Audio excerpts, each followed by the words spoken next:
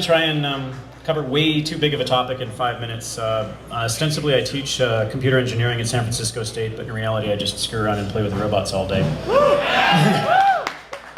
So defining a robot is kind of like defining obscenity. You know, you know it when you see it, and everybody has different standards. So as far as I'm considered, both autonomous robots and remotely operated vehicles are autonomous. So we have to divide this segment into those two different things.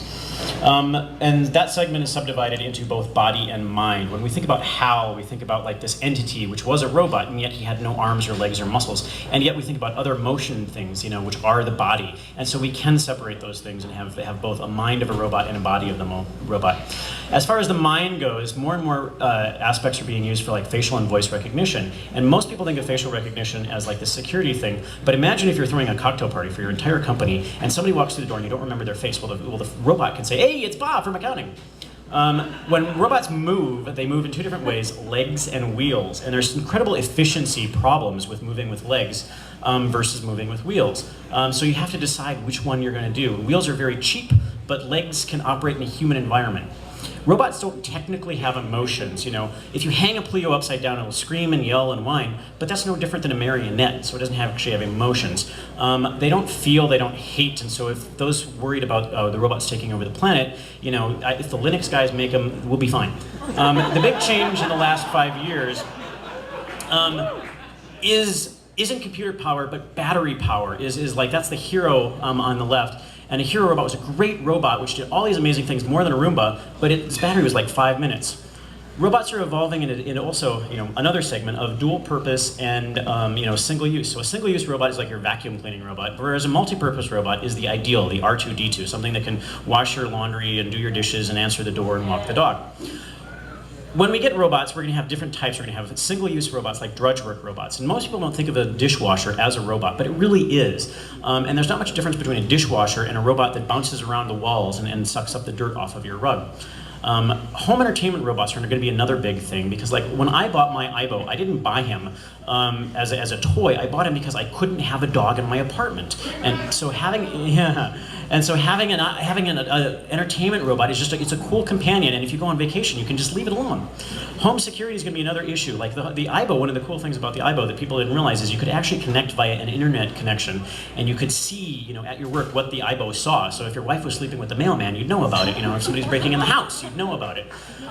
Assisted living, when my grandmother had to go to a nursing home, was an awful experience for her and all of us. And yet with simple applications of robotics in the home, people can stay in the home longer, you know, just as long as they're helping. And those can be either teleoperated robots, or they can be, you know, other things.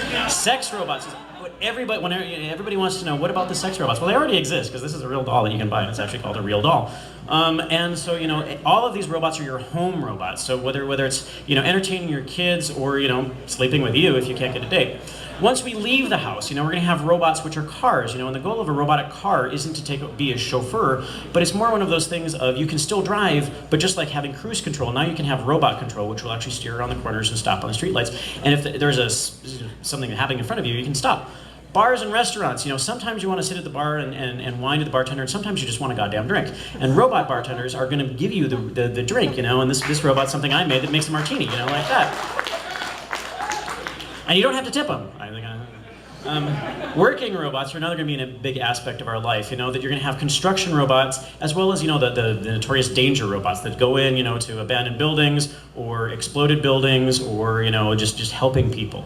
And these are going to be the working robots. Sports robots is the thing close to my heart, you know. Nobody watches NASCAR to watch, you know, cars circle the track perfectly. They watch NASCAR for the explosions, and robot sports gives you the explosions and the fire and the damage without any of the cost of human life. And it's a lot of fun. Battlefield robots, of course, you know, are one of those, and this is the massive industry, you know, as we can deploy robots out to the battlefield, ideally saving U.S. lives, although then there's concerns about, you know, taking the humanity out of war, which is a whole other topic. Obviously, you know, robots are going to be great for going places where humans can't, whether that's going to Mars or whether that's going to the bottom of the ocean. And, you know, these are further aspects of robotics where every different chunk of those robots can be used to do all of those things we can't do or don't want to do.